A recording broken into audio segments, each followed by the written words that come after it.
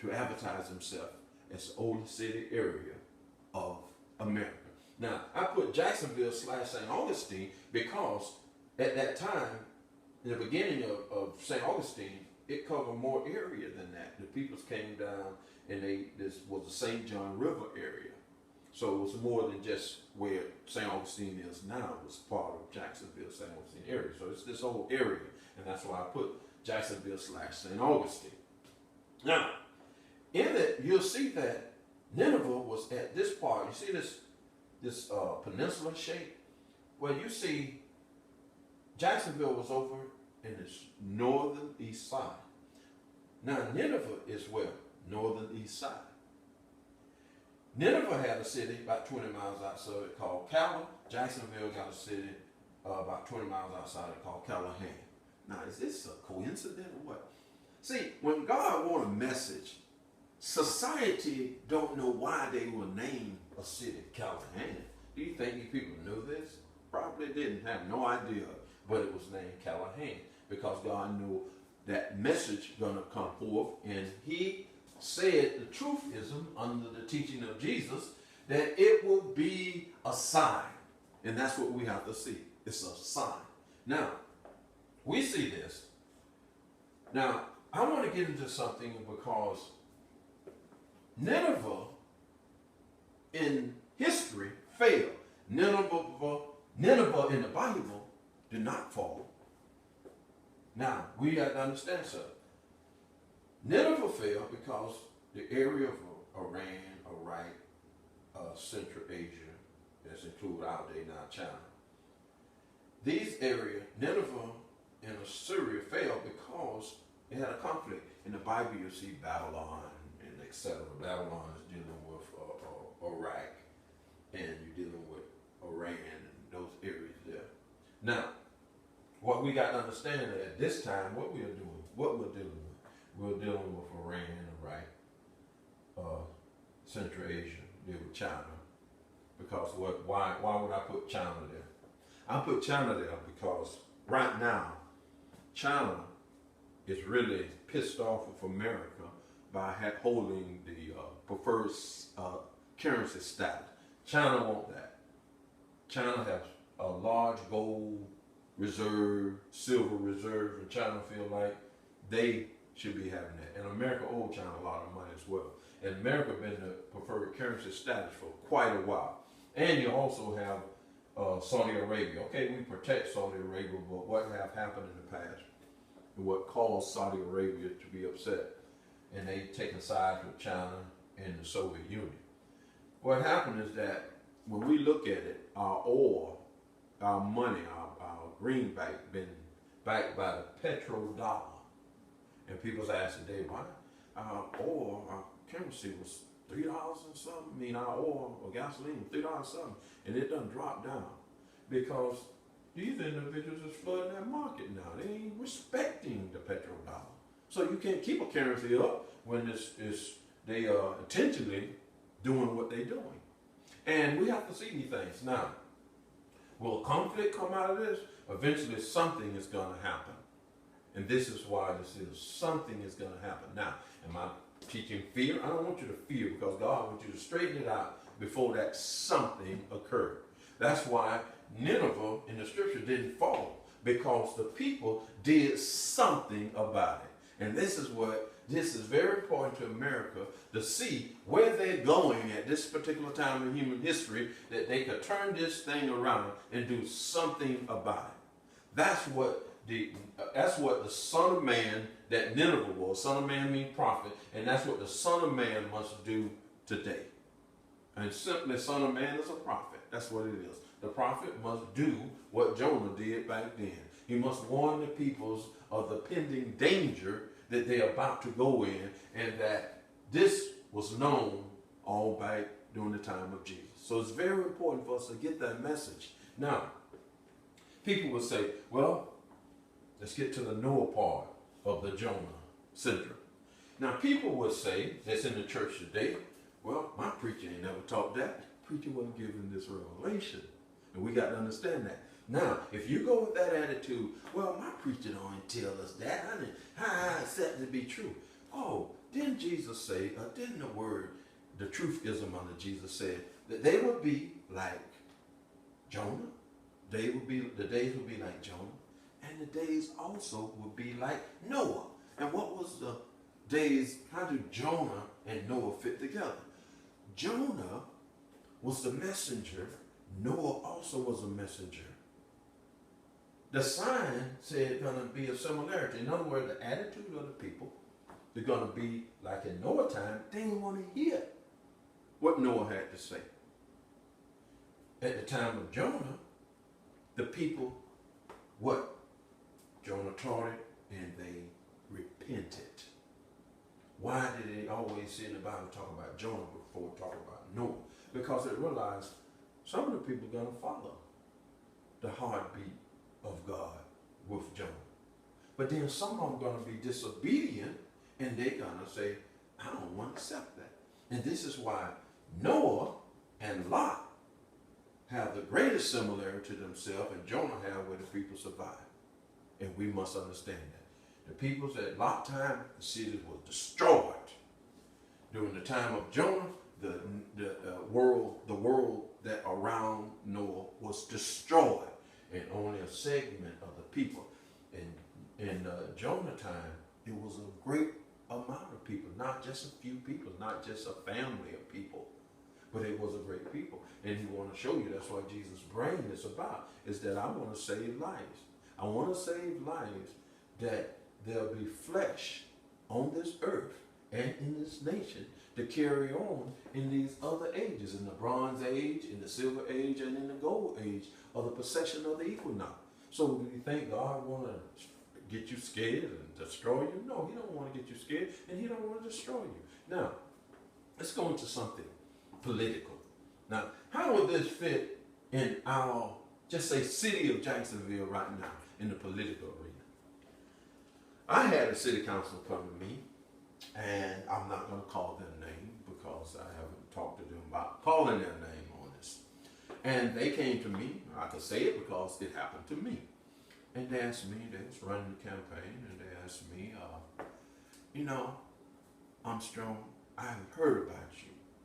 Many people talk about you being able to pick presidents, you being able to pick senators, you have been able to pick governors, and you have that gift. So they said to me, I'm in this campaign and I want to know the truth. Could I win? I knew this at this time. I knew this ever since 2006, before 2006. And I said to that person, I said, you want to hear the truth or you want to hear what you want to hear? Now, if you want to hear the relative, I'll tell you the relative.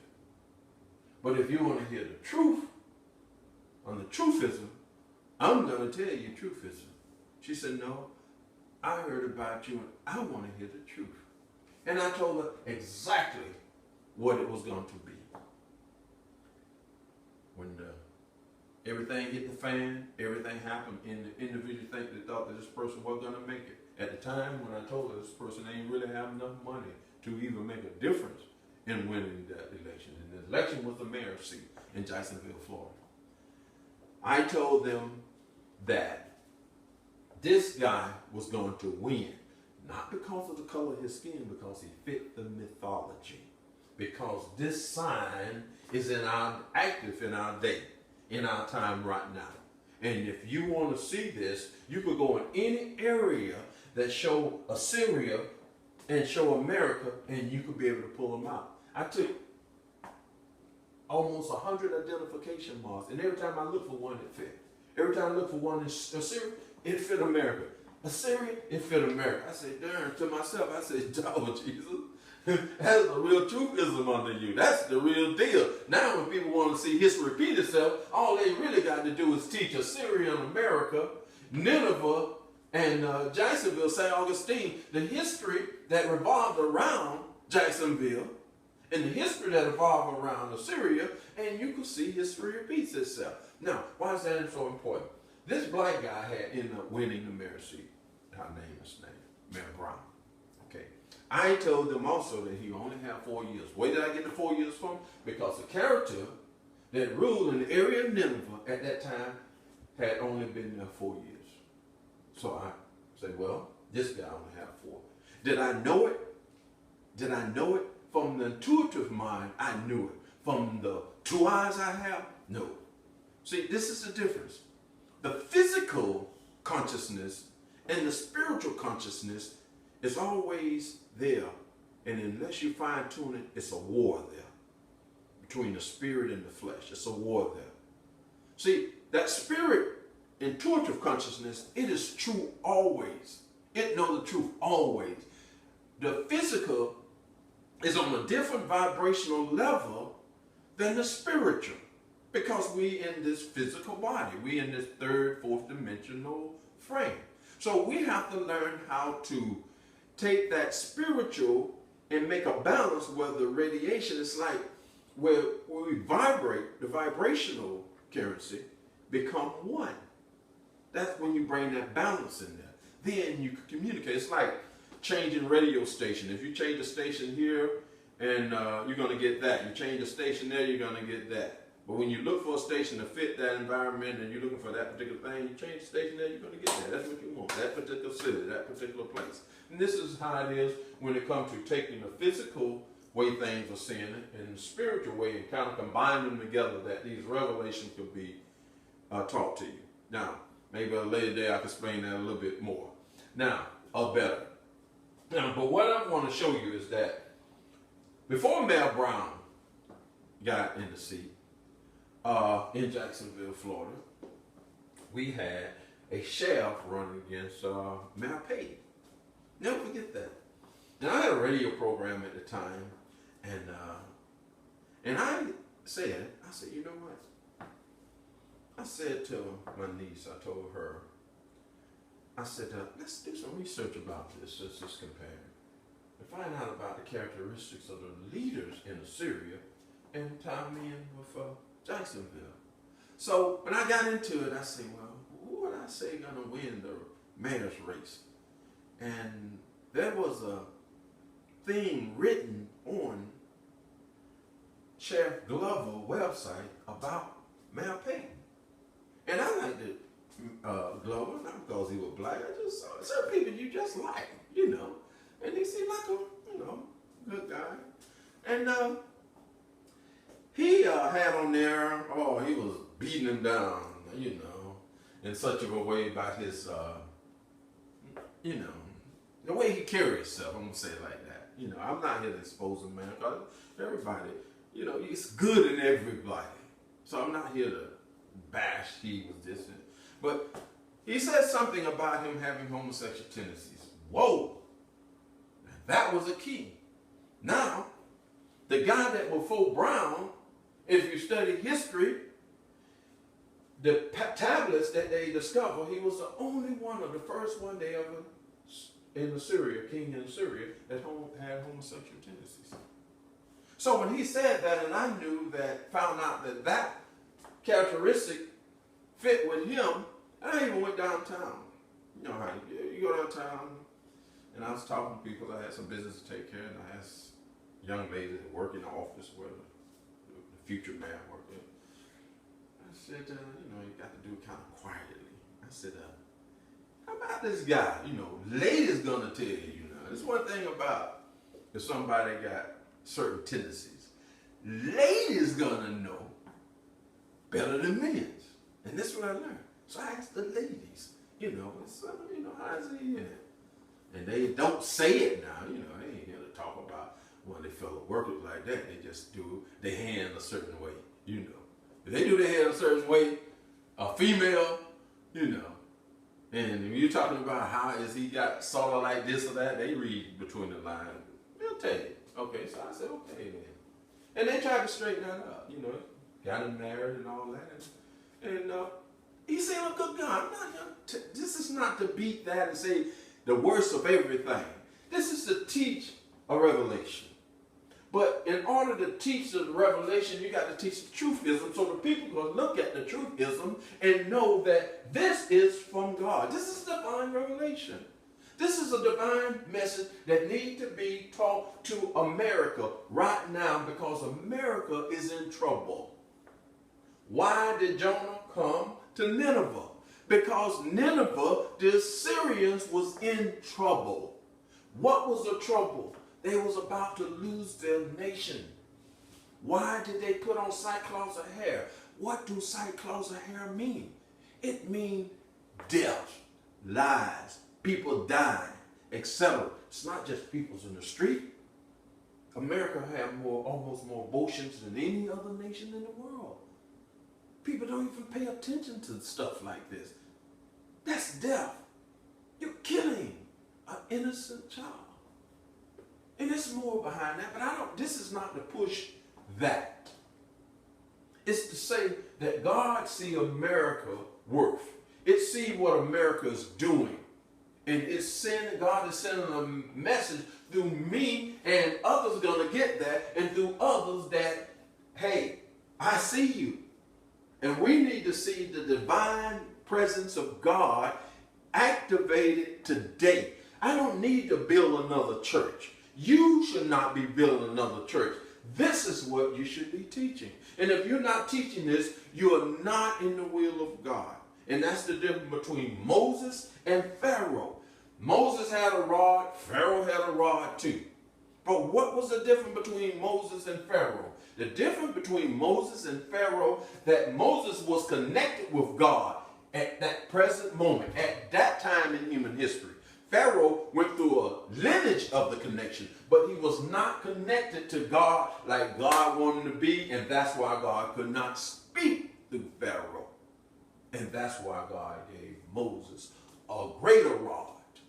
And that rod was the word from the word of God. We have to take this and we need to understand God's presence in America today. Because America done got off course. People could say it's the greatest nation in the world. They could say anything they want to say. Do not make it absolute. Truthism is then, now, and forevermore. America do not fit under that, although I am American. And it's my responsibility as an author, my responsibility as a public speaker, my responsibility as a citizen of this nation to open the minds of anyone that will listen to this revelation. It's extremely important. Now, what I also want to talk about is that we have a tendency to sponsor organizations, and we have a tendency not to sponsor others. This is an organization that you should find should go through hell and high water to make sure this organization here that I'm a part of, Cross Rock Incorporated, get this message out. Now, people say, well, I want to do God's will, but I'm committed. Whoa, that is something that you got to get over. You come to this planet as a spiritual being, every last one of us, to walk in a physical body, to have a physical, spiritual existence. You did not come to sponsor Reverend Chicken Wing, or Reverend Mike, or Reverend David, or whoever he may be. You came to this planet to do the will of God and make that connection, that what we call that soul connection, that you become one. Sometimes they use this term in this connection. Unity is a strong word, but you become a part of God. You become co-creators with God. When God got a prophet on the scene and you refuse to walk in the environment of that prophet, you will. This is a guarantee. You will. This is not a threat. This is a guarantee. You will repeat the cycle again of life again. You will not go where you think you're going to go when you knowingly know that. That's why it tells you about the time of Noah. These people refuse to listen to the prophet of God. That's why I tell you about the time of Lot. They refused to listen to the prophet of God when the message of God came. This angelic message is here. It's in your book. I'm making it known to you. This is very important to take heed to. Now, you have your own, what they use when they talk about the government. You have your own consent. You know, you are governed under certain policies because you consent to it. You have your own consent. God never take what they call your free agency. You never take your own consent away. But we have to remember, in the dark age, coming out of the age what we call a Pisces, it's known as the age of deception. You've been deceived so that you don't even know what the truth is. That's why Ezekiel talked about the Son of Man. This is the same environment right now that you're talking about when you talk about Ezekiel. This is the same environment when you talk about Joseph. This is the same environment when you talk about the time of Joshua. This is the same environment. Those stories was there, and King James he purposely had his literal scholars.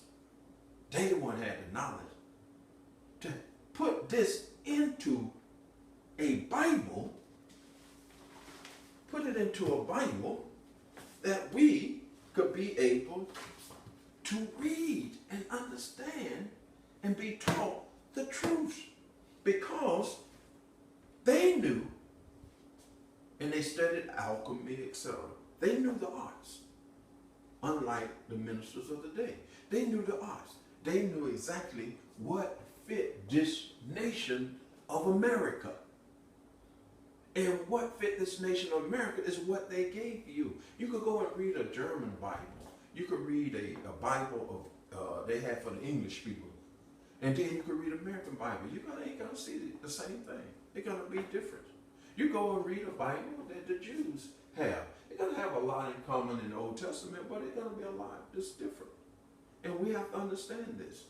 Why did King James make sure that certain books maintain itself into our Holy Bible?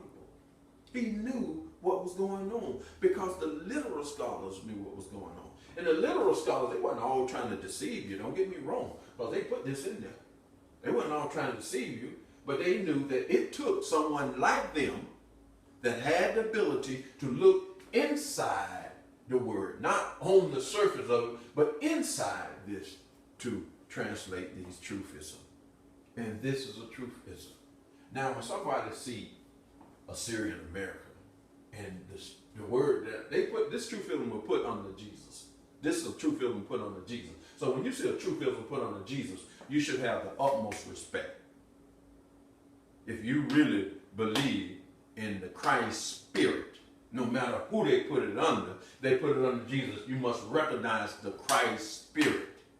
That's the part of Jesus that you have to see. The Christ spirit. Whether it's a real person or a character, the Christ spirit is what you need to recognize, because you're learning to get the Christ spirit so you won't have to repeat this life over again. Now, and Socrates tell you about it. I want to read that as well, right quick. I'm not going to make it long. We're going to make this one quick. Under the one that got the cross philosophy, or the philosophy of Jesus, Socrates said something. And who was Socrates? We got to understand, Socrates was a historian, he was a philosopher, and Socrates came at the time when Greece was getting a lot of knowledge from Egypt. Now, why was Egypt? Egypt was known as the cradle of learning. They had the Hermetic, the Greek called it the Hermetic doctrine. The Egyptian called it the doctrine of thought. They called it the doctrine of, they had many names for thought. Later on, after the Greeks, you had the Romans called it the doctrine, Mercury, the doctrine of Mercury. Now, the Jews called it, and looked at thought of Hermes as Melchizedek. So this person have carried, in different cultures, have seen this particular person from different ways. Okay, I have to acknowledge him. Thought, or Hermes, as you call, that have been my spiritual guide since my father passed away. and came to me in a vision. My priesthood that I attained didn't come from man. It came from that direction, from him. And he introduced me into the priesthood. Now God created that priesthood, but my priesthood did not come through man. And I accept that priesthood, and that's why I could go into and teach this stuff I teach. And this is very important. Now, if I said I have a priesthood from a person that have been known to be a God man, little God man, and came from God to teach the enlightened ones, then these revelations that I have, you should put them in consideration and check them and see the truth is in them. I'm not asking you to believe it because I say it. Look at the realities. When you look at the realities, you can see it. And that's what's important. Now, Socrates said this. Even Socrates taught of the salvation of the soul. And he said this. The purpose of philosophy, in which this is a philosophy. The purpose of philosophy is the salvation of the soul, whereby it feeds upon its true congenience to its divine nature, and thus escape from the wheel of rebirth, and finally attain the consummation of unity with God. That's what I was trying to be and trying to get to, that unity with God. So we have to have a philosophy that have been handed down, that have came to us, that deal with truthism. That's very important. I don't want to just believe because someone says something. These truth. See, when you deal with God, these things come alive. It ain't something that just, oh, he said that, not supposed to just believe it. Unless you believe it, look at it for yourself. Is America more war than its neighbors? Look at it. It's Assyria. History shows Assyria was the most powerful nation in the world. Was Assyria more war than its nature? They got books that show Syria and its warring techniques and etc. Look at the thing. Look at the shape of Assyria and America. Assyria have a similar shape like that of America. You can see. Look at Nineveh and Jacksonville. This Nineveh got a city outside of it called Keller. This Jacksonville got a city outside it called Callahan. Do Jacksonville, St. Augustine, the oldest city area in Assyria. Is Nineveh the oldest city? Jacksonville, St. Augustine, the oldest city area in America. Is Nineveh the oldest city area in Assyria? These are facts.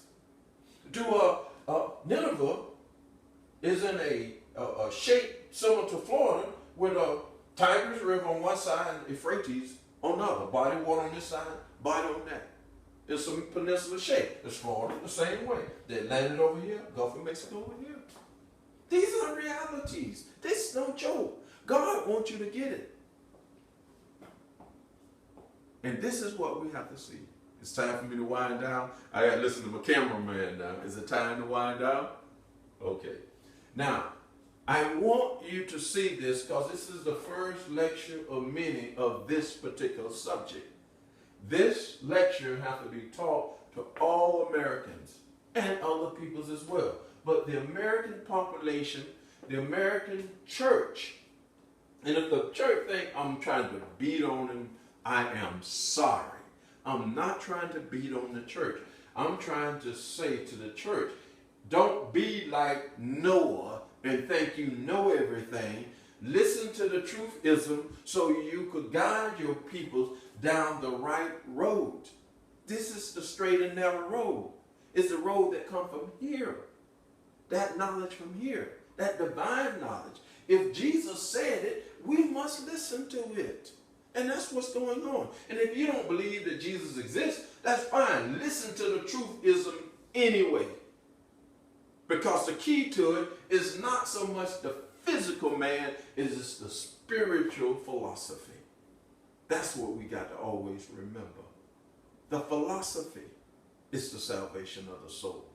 The true philosophy is the salvation of the soul. That's why you got many characteristics carrying the same attributes of Jesus, because the ones who knew this knew that it don't matter who you put it under, as long as you put the philosophy, the true philosophy there. And that's what man should be looking at anyway. The truth in the teaching of the person, not the physical aspect of it. I hope that you learn more about cross route, learn more about myself, Louis Jerome Armstrong, I need you to support us in the books. Okay? This book and this lecture is not about making money, but in order to get these truths out to the nation, we need more than your nickels and dimes that the book gonna buy. We need your support. If you ever in your life want to support a real organization, something that God has sent, and one day I'll get into it and show you where I am in all this. If you really want to support an organization, then this is the organization support, because God has put this time in this organization in motion to help you understand what he's going to do in America and how you are to participate in the salvation of this nation. If this nation fall, don't blame me, blame yourselves, because God is sending the message and America is on tilting on a scale right now. Now it's for you to see the revelation and you to understand that the literal writing of Jonah is not what it's about. It's the intuitive knowledge of the literal writing is what it's about. And I say to you, thank you, America. Thank you, audience. And like I always say, I want God to bless you so you can know what God intended for your life.